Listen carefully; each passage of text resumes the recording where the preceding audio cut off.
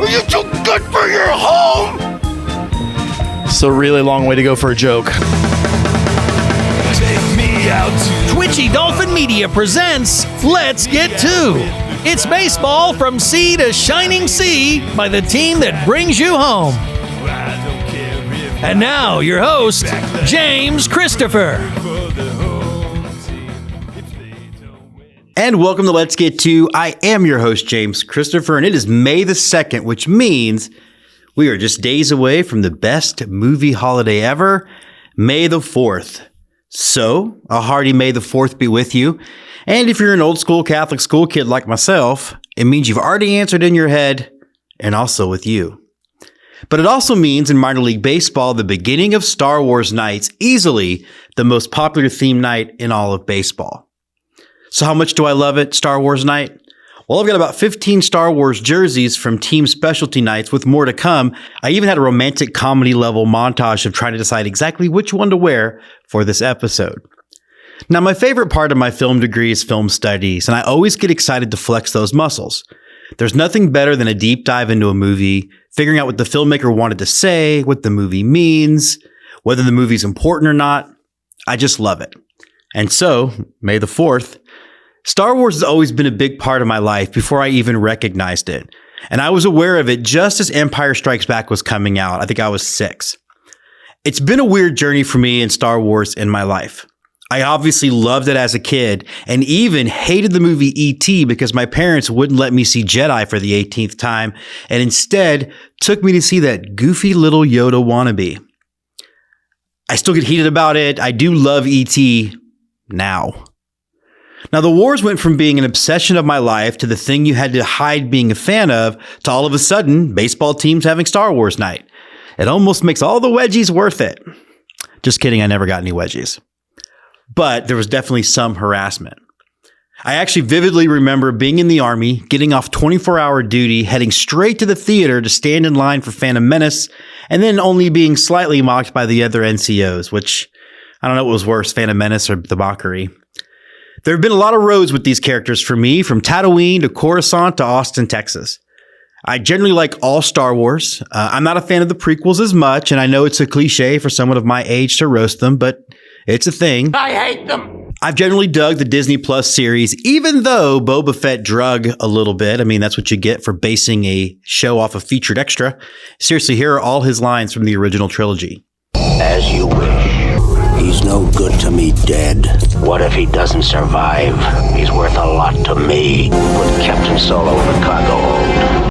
I've liked the Disney movies with the caveat that the sequel trilogy, while still better in my opinion than the prequels, was a little or a lot disjointed. They really couldn't have a script before they got started. But overall, I'm glad that Star Wars has become more accessible for people. And I don't get those fans who want to hold it close like it's their own private precious thing that they're trying to own. But honestly, there's so much to say about Star Wars. I'm into all of it. The comics, the toys. The only thing I don't really do are the video games because I just don't do video games. I believe that Solo is a good movie and that Rogue One is a better one. I believe it's Luke Skywalker's story and not Anakin's, despite what Mr. Lucas would tell us. And most importantly, I believe that Han shot first. Yes, I bet you have. And while I have you, here's some free advice for all of my friends working in minor league baseball from this intrepid baseball host. Since we're talking movie nights, I encourage theme nights based on the following films: Jaws, The Godfather, The Goonies, Back to the Future, Ghostbusters, Halloween, Pretty in Pink. You could just do a whole Brat Pack night. Basically, any movie from the era in which I grew up. So look, we have a great episode coming for you today. Scott, Andy, and I had a great time in Nashville. We're going to hear from the Nashville Sounds, so stay with us.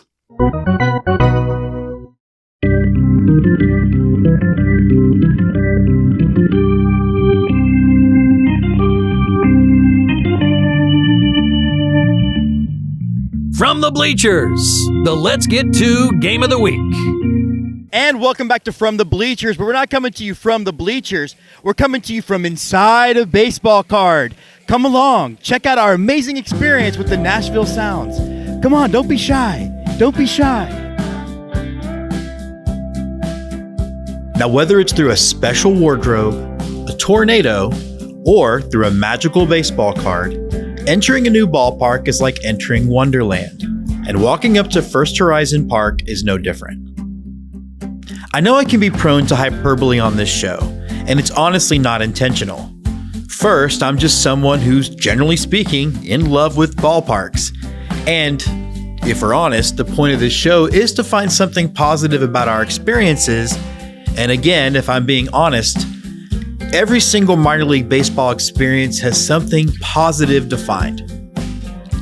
But you don't have to stretch to find something great about a Nashville Sounds game. This is as perfect and complete a minor league baseball experience as you'll find. There are 4 areas where a team needs to succeed to be perfect. Call it the 4 pillars. Actually, let's call it the 4 bases of the minor league baseball experience, patent pending. Now the first base is the playing space. In here, the grass is lush and representative of the hard work the grounds crew put into it every day. There's a variety of seating options for all tastes and economic abilities.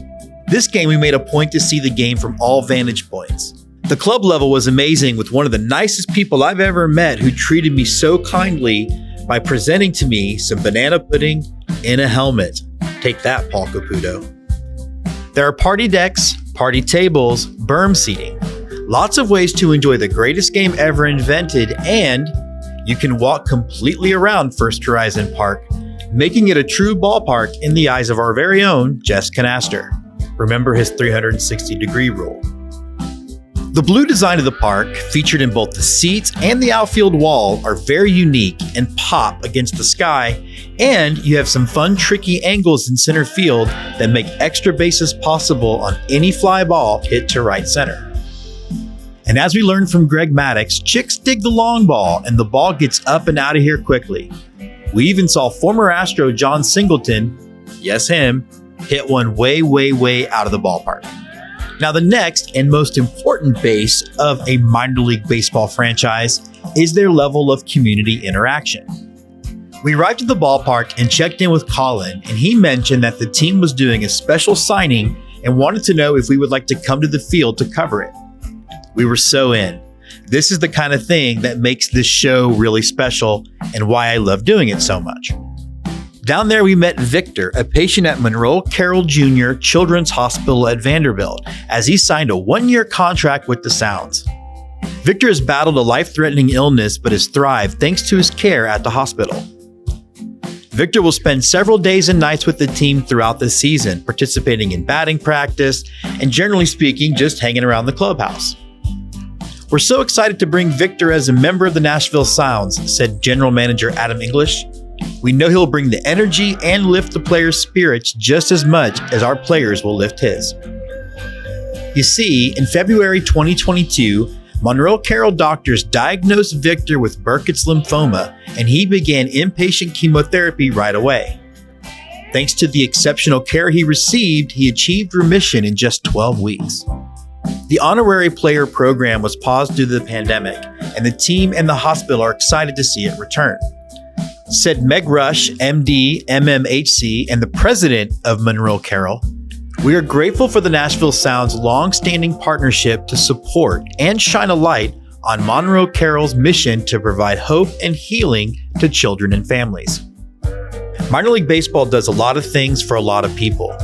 Making lives just a little bit better is its most important role. Now, that third base that drives minor league baseball, the game day experience. Now, at the University of Texas, Mac Brown created the motto, "Come early, be loud, wear orange." The Sounds should use "come early and start the party," because a pregame party is exactly how it feels. The first thing you notice is there's a DJ in center field keeping the time between gates opening and the first pitch jumping. Your pregame experience also includes games in an outdoor bar area. You already saw the putt-putt, but you can also play ping pong, cornhole, Jenga, and wiffle ball. You know, pretty much everything. And who brings the game day experience to life more than the mascot? Booster the Rooster is all over the place. He's part of Victor's signing, dancing on the dugout, and then saying hi to a world-famous baseball host. Okay, mildly famous. All right, fine. My wife really likes the show. So does my grandson. Now, one of the things that truly stands out, and I mean it grabs you from the minute you walk in, is the scoreboard. The scoreboard is shaped like an acoustic guitar befitting its Nashville setting, and every space on the guitar is used. I can't tell you how cool it is to see this thing in action, and I love that the inning-by-inning scores are on the neck of the guitar. Thus ends my musical knowledge. There's everything you need at a ballpark, a wide variety of food and beer choices, fun signage everywhere, and even some baseball quotes. What else can you ask for? Well, what else indeed? How about that last base that makes a minor league baseball team successful? And that is a good brand and good merch. Let's turn to our friend Paul Caputo of the Baseball by Design podcast and have him tell you a little bit about the branding of the Nashville Sounds, from which stems some incredible merch. In the 1920s, the debut of 2 clear channel radio stations cemented the city of Nashville, Tennessee's reputation as Music City, USA. The radio stations drew performers from all over the country who were trying to find their own voice, trying to find their own stylings. And in 1958, for the first time in press, the phrase, "that Nashville sound," was used. 20 years after that, the city's minor league baseball team, then a AA affiliate of the Cincinnati Reds, debuted. In 2018, the team remastered its brand. They went with a classic look featuring a round L primary logo that's meant to look like a record album and a suite of alternates that play off the heritage of the area. The stripes play off the Tennessee state flag. The colors are a wink and a nod to the original colors from 1978, which were red, white, and blue. There's a guitar pick, a home plate with stars from the Tennessee state flag, and a script sounds with the letter S that reflects a treble clef found in music. The now AAA team's brand, created by Rare Design, has a classic feel that flies in the face of much of what we see in minor league baseball today. Thanks, Paul. The Sounds merchandise is so well designed and so very cool that I now own 3 jerseys with the show's name on the back. 3. I know in Field of Dreams, shoeless Joe Jackson had an issue with playing under the lights, but like so many other places, so many other ballparks, First Horizon just pops at night. And one thing you notice is that these fans are loyal and they waited until the last out to see the Sounds have a stirring comeback that just fell a little bit short. And I always say I'll be back. I always talk about how I'm going to get back to one of these stadiums. I'm going to bring Jessica. We're going to have a good time. And honestly, I mean it at the time, but then you get back, you look at the calendar, you look at the map, you look at the landscape of minor league baseball, and you think there's so much other good out there. I want to see all of it. Well, this time I am putting my money where my mouth is. So I will see you in August, Nashville Sounds. It's your Star Wars night, so may the Force be with you.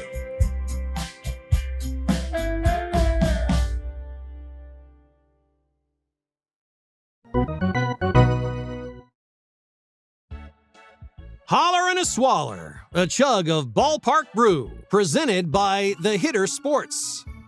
And we are back here for the first time this season with a Holler and a Swaller. Andy and Scott and I are in Nashville, taking in a Sounds game. First of all, I guess, what are we drinking? Andy, we'll start with you. I've got Yeehaw Dunkel, which is a German dark lager, and it's delicious, and I love it. I have got the Yazoo Pale Ale, which I haven't tried yet, and I won't try to the end because that's my tradition. What a tradition it is. I have the Nashville hard cider, which is from Nashville. Nashville, like the team we're watching. Tennessee? Here, we're in Tennessee. Okay. We're in Nashville, Tennessee, and I'm drinking a Nashville hard cider. So we're up here in the club level, which I think has been a really great place to sit and watch the game. We're second level, right up behind home plate. But my impression of this place is that it's been amazing. I've had a great time. There's a lot to cover that obviously we're covering in the rest of this episode, but I want to get their impressions of it real quick. Scott, we'll start with you.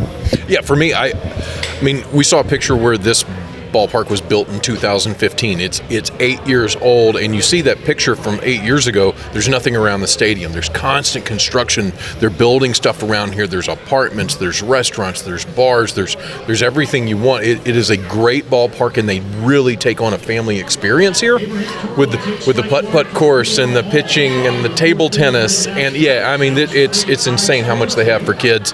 This is a great family atmosphere. If you're in Nashville, come out. Andy, it felt like a party, like the pregame thing where there was music jumping, and it felt like a party the minute we walked in. Well, I think the big thing about being a party is that you had a crowd. So we're near a sellout tonight for a AAA game in April in Tennessee.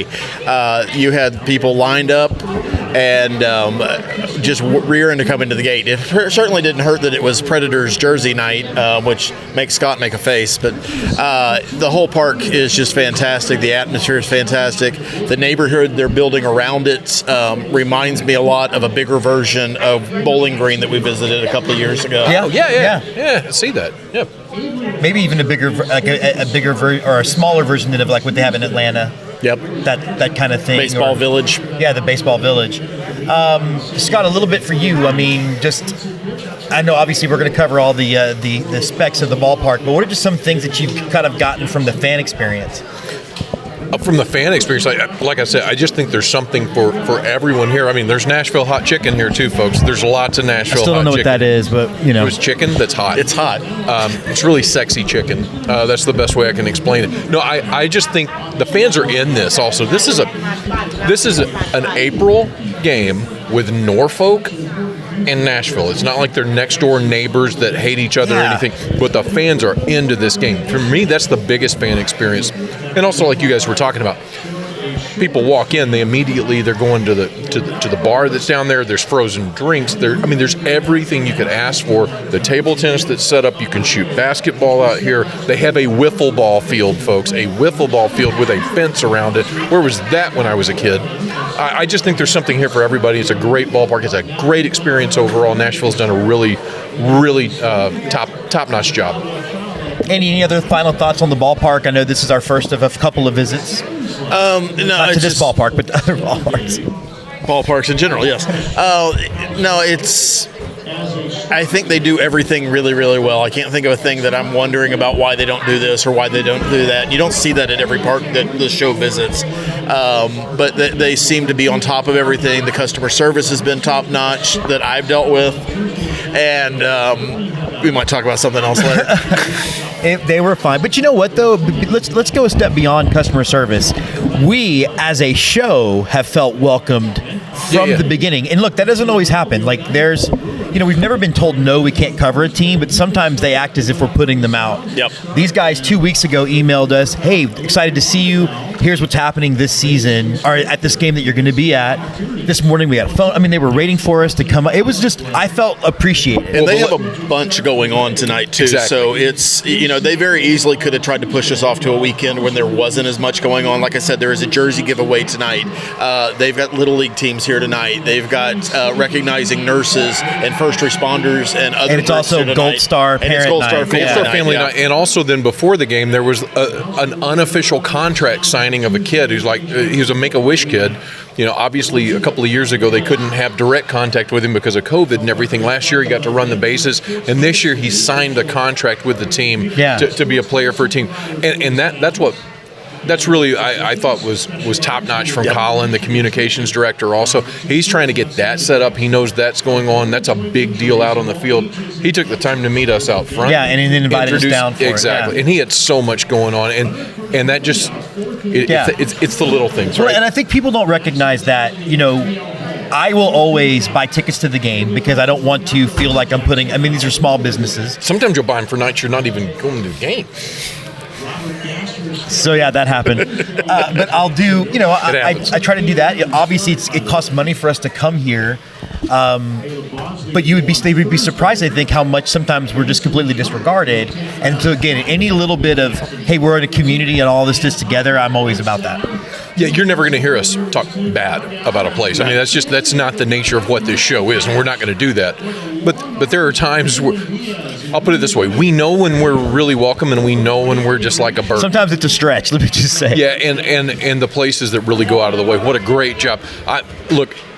I'll come back here without you guys and watch a game here in Nashville. Absolutely. Yeah. I mean, it's quality. I challenge people, come out, come visit Nashville, come see a ball game whenever you come here. There's a couple of other music related things to do around here too. But yeah, come give Nashville a shot. And evidently, if you're a girl who is about to get married or thinking about getting married, you can rent a bus with 5 to 50 of your closest friends and just ride it all around the streets here. And that's you a can thing they do. I'm going to cut to footage of that as we even go over this. Who is drinking and twerking at 10:30 10 in the morning? in the morning. All right, guys. Well, first of all, shout out to the Hitter Sports. I know it's taken us like 6 or 7 episodes to get this segmented, but it's back, baby. And all I can say to you guys, thanks for everything you've done for me for this show. And holler and swaller, baby. Holler and swaller. Swaller.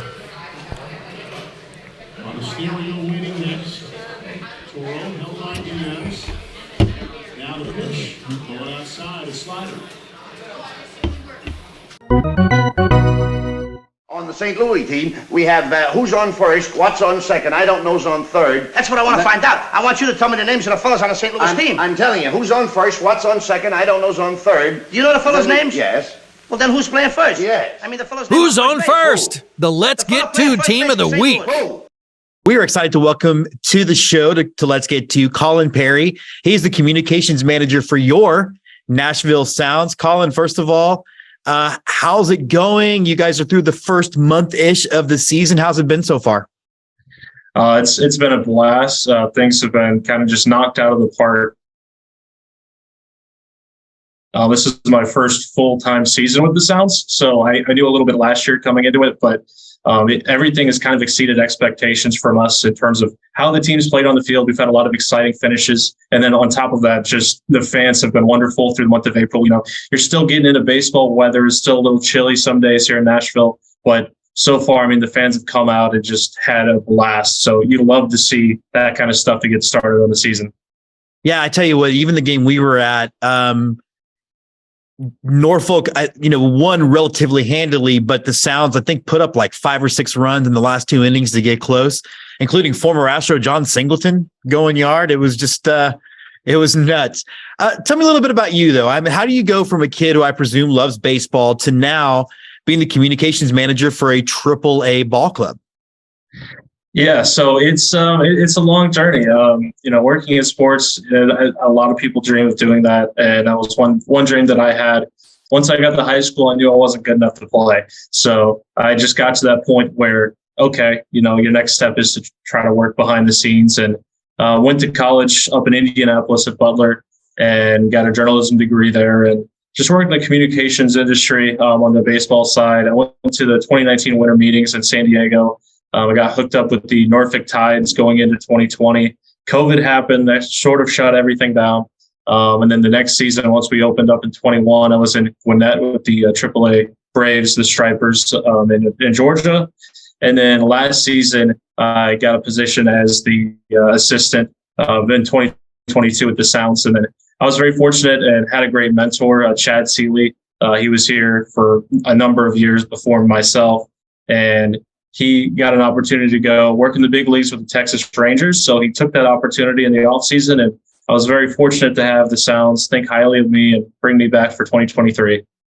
Just to let you know, on this show, we refer to them as the Arlington Rangers. Don't worry about it. We can move on from there. So you've been AAA your whole career. You haven't had to do a whole lot of Hodunk, Tennessee, No, not really. And I grew up in Northwest Ohio, right near the state line between Ohio and Indiana. And through college, I worked on the video production side with the Tin Caps, a single A team affiliated with Padres. And they're also like the best single A experience you could have. So I've been extremely fortunate and blessed to work with, some of the top tier minor league teams. And it's been a grind, but at the same time, yeah, it's every single ballpark I've worked at, every single front office has been wonderful. And we've had to, you always have to wear a lot of hats on certain days, but I haven't had to do, the like independent ball grind that I know a lot of my coworkers went through. Yeah, I did a guest appearance on a Texas Collegiate League broadcast. The press booth had no AC in South Texas in July. It was super fun. It's one of the things that's funny that you say that about wearing hats. A little behind the scenes stuff that you know about, but we were going to do our last drop of the show on the field. and we had to squeeze it in between the players leaving and the tarp being pulled. And it was just amazing to watch all these people we'd seen doing different stuff during the game, all on the field pulling the tarp. That's kind of like the epitome of the minor league baseball experience, isn't it? Yeah, we have we have enough of a front office where we have 3 separate tarp teams, but on occasions like you witnessed that past Saturday, it's kind of all hands on deck for, okay, we know rain's coming, you got to stay after another 30 minutes or however long, and it's really just we're all in this together. We're all ready to pick up the slack where it needs to be picked up. So I enjoy a good morning tarp pull. It really gets your lungs going, gets you going for the rest of the day. So a lot of people, they don't love it for obvious reasons, but I try to make the most of it when I can. It was pretty fun to watch. And I got to tell you too, one of the staff, I don't know his name, but just again, I rave about the experience I had.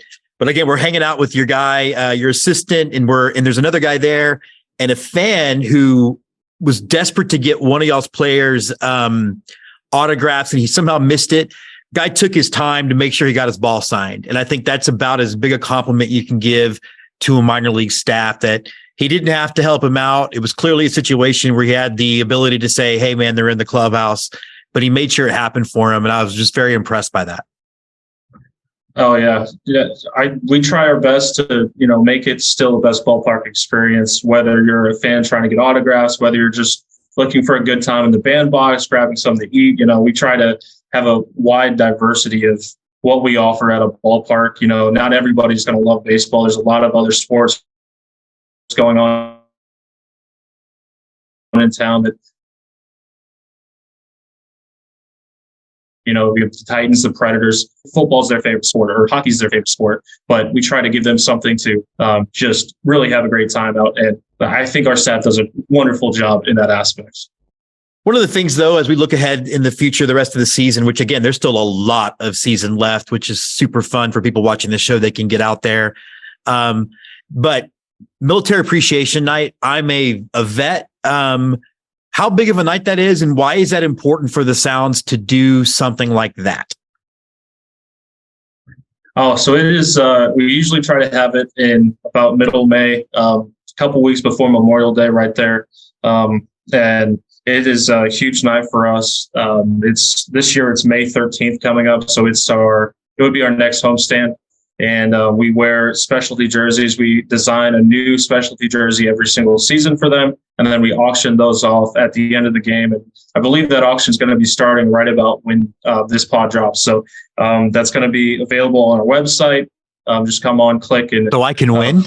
Yeah, you can win. You can place a bid. And I believe the money for that goes to the Daniels Center at Middle Tennessee State University. They've been our partners for a number of years, and they do great things for our military community in Middle Tennessee. So it is a wonderful night, and I know the players love it too. We've got some sick hats that are available for purchase in our store right now too, that have the military type look. So it's always a fun night too. It's always a Saturday as well. One of the other theme nights you have coming up, and some backstory here, is I got blocked by one of the Astros. You can see I'm a big Astros fan, Astros beat writer I'm a nice guy on Twitter, but he was really trashing the concept of having a princess night. And I don't understand the logic of, on the one hand, people talk about how the audience for this game is getting older. We're not reaching young people the way we used to, and then complaining about the ways in which you might reach a young person. So talk a little bit about that. Why have a night like Princess Night or Sport or Star Wars Night or any of these other that sort of seem a little goofy, but I think actually make a lot of sense for the game? Yeah, I think at the end of the day, what we're trying to do is we're trying to have fun. Obviously, the players are trying to still make a living, make that call up to the big leagues. But I think in almost every other aspect, this is just a big fun night that we want to forget about our job during the day. We want to forget about, what else we're doing outside of life. So those theme nights, Star Wars Night was 2022. We had our largest crowd ever out here. Over 12,000 fans came out, and that just kind of speaks to, we're more than just a baseball game. We've got so much else going on. Like you said, Princess's Night is, I don't know the day. I think it's May 28th. It's a Sunday. It's our final home game in May. And it is, I'm looking forward to it. I know we're going to have a lot of the like Disney type princesses that'll come out, but we're also pairing it with Pirates Night. So it's a little bit of, okay, you don't want to dress up as a princess. Well, would you like to dress up as a pirate? So right. I love how that tandem pairs together and allows, the boys, the girls, the kids growing up to dress up and have a great time out of the ballpark. Well, as you were talking, I saw that I wasn't paying attention, but I did order my Nashville Sounds Armed Forces Day hat. Hopefully it'll be here for our Memorial Day episode. What are a couple of the other theme nights you have coming up? And I want you to also talk a little bit about the 9 night and why, again, that matters so much to what we're trying to do with the game of baseball. Yeah, so I'll just start off with the 9. We have a great community, African-American community in Nashville that we have partnered with over the years, and we continue to build that partnership and build that relationship. Our ballpark is situated on the north side of Nashville. We're just down the road from historic Jefferson Street. We've got Tennessee State, Fisk University, a couple of the most prestigious HBCUs in the country that are our neighbors. So we have a lot of that sort of black feel when it comes to baseball in Nashville. We've got so much history as well. So the 9 weekend helps us, really have those voices, those minority voices heard that, historically, especially being a Southern team that got shut out for so many years.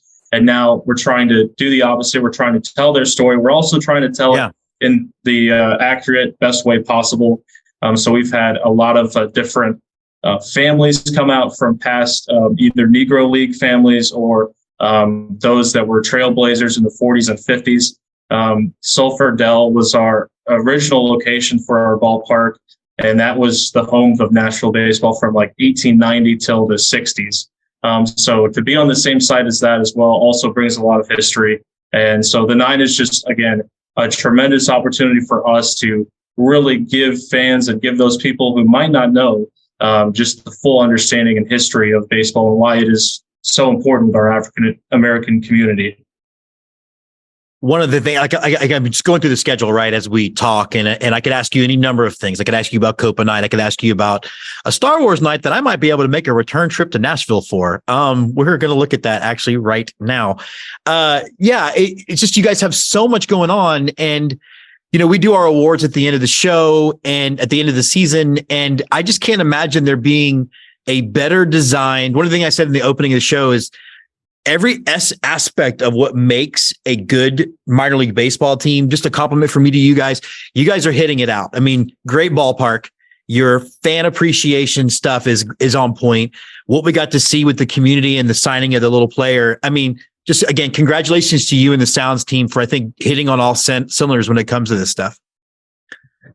Thanks so much. We appreciate it. We try our best. It's definitely not a one-person effort. It's a full team. Everybody in the front office, everybody in a clubhouse, even, it wouldn't be, we wouldn't have the type of interaction we have with our fans if our players weren't also committed to that aspect of minor league baseball. So they deserve, all of the credit as well. And they probably don't get as much of it as they deserve in terms of off the field type things. So I just want to outline them. And Rick Sweet, our manager, he's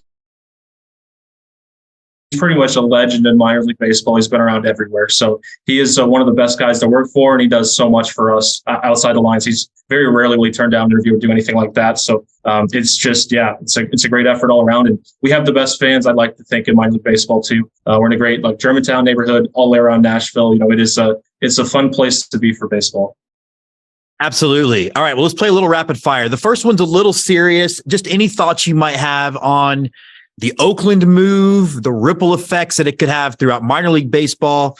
I'm not as concerned about the Aviators as some. I think the trend has been for AAA teams to be close to their parent clubs anyway, looking at Sugar Land, St. Paul, and et cetera.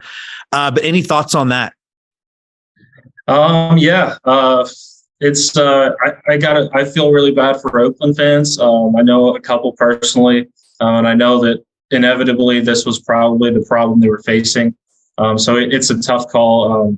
I feel like the city too did a lot to try to keep the A's in town. So it's tough. It's devastating.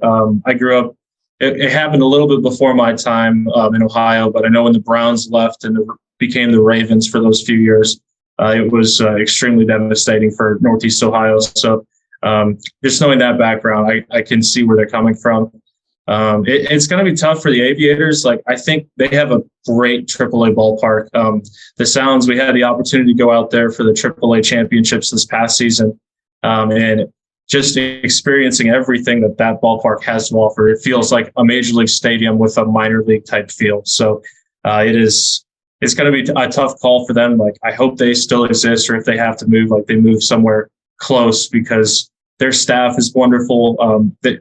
Honestly, Nashville and Las Vegas have the same sort of feel. So it would be, I would feel for their AAA staff, although it's a few years down the road still. Yeah, it is. And I think I'm always an optimist. My fingers crossed moment is, again, since it's not Nashville proper, you could make the argument that you could sustain both with, particularly with the nature of Vegas being such a tourist town. Who knows? I mean, like I said, I didn't think the Astros Sugarland thing would work, and they're only 20 miles apart, and it does. So here's hoping. All right, now some fun ones. Off season. What's your favorite part of the off season?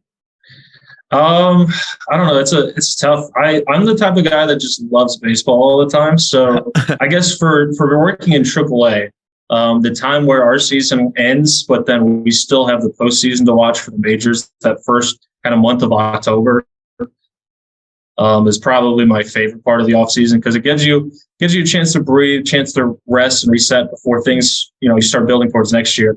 You also still get to go home and watch baseball. Get to watch the stars come out and make their run for the World Series. Especially because the Brewers have been a regular presence in postseason, that you can also feel some connection, that since they're the parent club. So that's got to help too. Okay. Second question is, Godfather 1 or 2?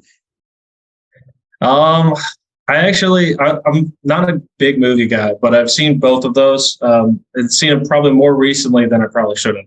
But I'll say Godfather 1.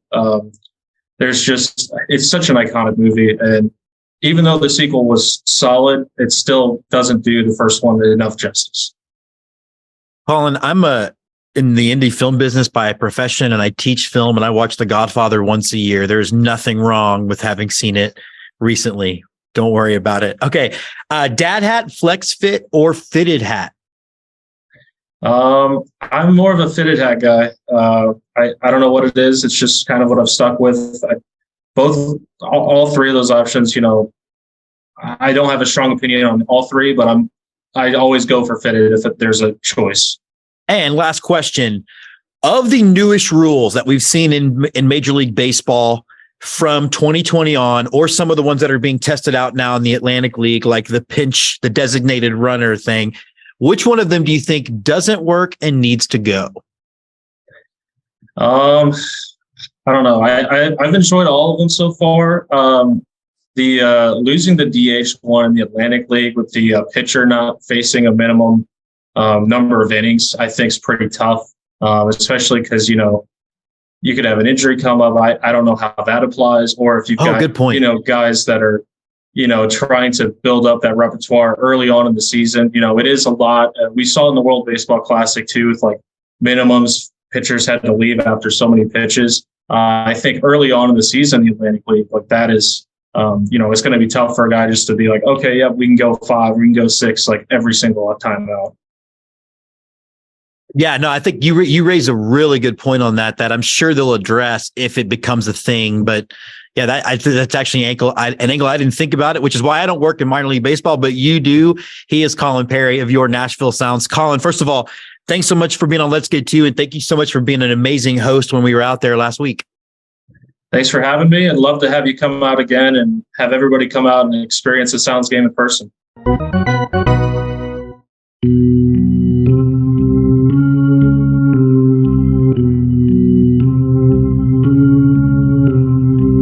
And now, on to close it out, the right-hander from Houston, Texas, James Christopher. So that does wrap up this episode of Let's Get To, and all I can tell you guys is that Hit City was a big hit with the Let's Get To team. Make sure Nashville is on your must-see list. Guys, this summer, we've just begun. We have scratched the surface. We've got a fun summer. We're going to be in Alaska. We're going to be in Mexico. So hope you're going to travel with us as we experience the 23 baseball season. And guys, you know me, just like everything, when it comes to New Jerseys, let's get to. And honestly, if this continues, I might need to get 2 jobs. Let's Get To is presented by Twitchy Dolphin Media. Creative directors Jessica Bybee-Jedgetts. Executive producers James Christopher, Andy Tumcheson, and Scott McIntyre. Produced by Andrew Nelson and Eric Mertens. Associate producers Timothy Jedgetts and Jess Canaster. All content created by Let's Get To is the sole property of Twitchy Dolphin Media. All content created by teams covered in the episode are the sole property of the trademark holders.